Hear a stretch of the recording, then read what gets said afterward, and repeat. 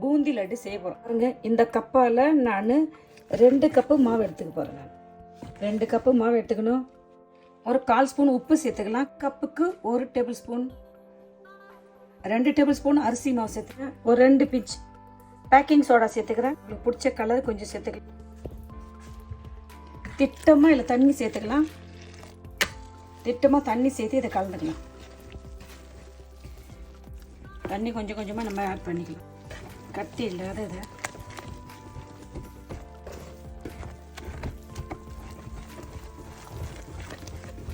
கட்டியெல்லாம் ஒன்றும் இல்லாத நம்ம அழகாக நம்ம மாவை கரைச்சிட்டோம் பாருங்கள். தோசை மாவு பதத்தில் நம்ம மாவு கரைச்சி வச்சிட்டோம். போட்டு எல்லாத்தையும் அழகாக திட்டமாக தண்ணி வச்சு கலந்து வச்சுக்கணும். எண்ணெய் சூடாகுது. இந்த கரண்டியில் தான் பூந்தி போட்டு எடுக்க போகிறேன். சூப்பராக மாவை கலந்து வச்சுட்டோம். இப்போ நம்ம இதில் போட்டு நம்ம பொரிச்சு எடுக்க போகிறோம். எண்ணெய் சுட்டுடுச்சு. இதில் நான் ஊற்ற பாருங்கள்.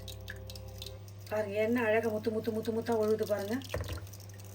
எண்ணெய் சின்ன சின்னதாக அழகாக அப்படி ஊற்றணும். லேசாக அப்படி தட்டி விடுங்க. தட்டி விட்ட உடனே எண்ணெய் சுட்டுச்சுன்னா போதும். அது தானே அழகாக அப்படியே கிளம்பி வரும். அழகாக அப்படி போட்டுட்டு லைட்டாக தட்டி விடுங்க. அழகாக முத்தாக பொரிஞ்சு அழகாக மேலே வரும். நம்மளுக்கு கட்டியாக இருக்குதுன்னு நீங்கள் ஃபீல் பண்ண தேவையில்ல. அது பின்னாடி நம்ம ஒரு மிக்சியில் போட்டு அதை அரைச்சி எடுத்துக்கலாம். இதை எடுத்துடலாம். ஒரு பாதி அளவுக்கு நம்ம இதை வேக வச்சு எடுத்துடலாம். இதை எடுத்துட்டோம். அழகாக இல்லை ஊற்றி அழகாக எடுக்கணும். நம்ம மாவை கரைச்சிட்டா போதும். அழகாக இதை நம்ம ஊற்றி எடுக்கலாம்.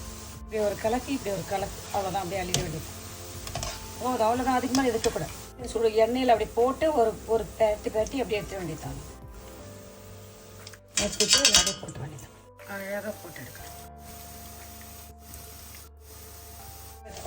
2 பேட்டிட்டு அப்படியே அதை அள்ளிட வேண்டியதான். அள்ளிட்டு எல்லாத்தையும் எடுக்க வேண்டியது. நம்ம எந்த கப்பில் மாவு அழுந்தோமோ அதே கப்பில் நம்ம சர்க்கரை சேர்க்கணும். 2 கப்பு கல்ல 2 கப்பு சர்க்கரை எடுத்துக்கலாம். இதில் 1 கப்பு தண்ணி வைக்க போகிறோம்.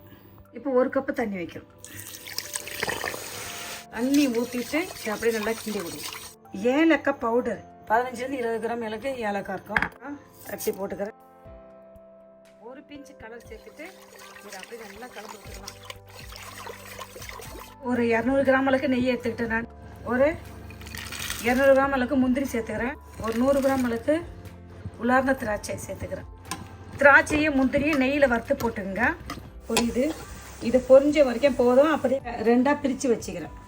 இதை அரைக்கல. இதை நான் அரைக்க போகிறேன். நீங்கள் மிக்ஸி ஜாரில் கூட போட்டு அரைச்சிக்கலாம். இந்த பூந்தி நான் நுணுக்கில. இந்த பூந்தி நல்லா இருக்குது. பாதி பூந்தி எடுத்து வச்சுட்டு பாதி பூந்தி இங்கே பாருங்கள். நான் வந்து 1 பாதியமாக அரைச்சிக்கிறேன். நீங்கள் வந்து மிக்ஸி ஜார் இருந்துச்சுன்னா மிக்ஸி ஜாரில் போட்டு அரைச்சிங்க. இந்த மிஷின் பயன்படுத்தினா 1 பாதியமாக நம்மளுக்கு அரைச்சிக்கணும். ஒரு கம்பி பதம் வந்துச்சான்னு பார்க்கணும். பாருங்கள் இப்போ வடியுது. கொஞ்சம் பொறியமாக வடியுது. இதான் ஒரு கம்பி பதம் வாங்க. இப்போ தொட்டு பார்த்தா வரும். போதும். வறுத்த அந்த முந்திரி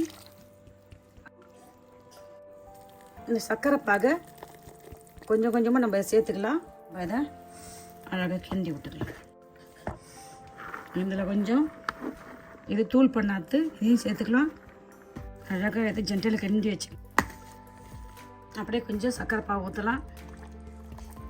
கொஞ்சமாக சர்க்கரை பாவை ஊற்றிட்டு இதை அழகாக கிண்டிக்கலாம். ஒரு கைப்பிடி அளவுக்கு கற்கண்டு சேர்த்துக்கிறேன். அதில் அப்படியே ஜென்டலாக ஊற்றிட்டு கிண்டி விடுறோம். முந்திரி திராட்சை அழகாக நம்ம நெய்யில் வறுத்து போட்டுக்கிறோம். பாருங்க எப்படி சுட ஆவி பறக்குதில்ல. இதை கொஞ்ச நேரம் ஆற வச்சுட்டு உண்டை பிடிக்கலாம். கரண்டியை எடுத்து யூஸ் பண்ணால் ஒரே அளவாக நம்ம பிடிக்கலாம் உண்டை. அதனால் ஒரு சின்ன கரண்டி ஒன்று யூஸ் பண்ணிங்க. பாருங்கள் என்ன அழகாக வந்துச்சு. எடுத்து அளவாக வரும் நம்மளுக்கு. அதுக்கு தான் கரண்டி யூஸ் பண்ணலாம். ஒன்று பெருசாகவும் ஒன்று சின்னதாக வரும். இந்த கரண்டியை நம்ம யூஸ் பண்ணோம் வச்சுங்களேன், எல்லாம் ஒரே சைஸாக வரும். பாருங்கள் எல்லாம் வந்துடும். அப்படி தட்டினா வந்துடும். அப்படி கரண்டியில் எடுக்கிறோம்.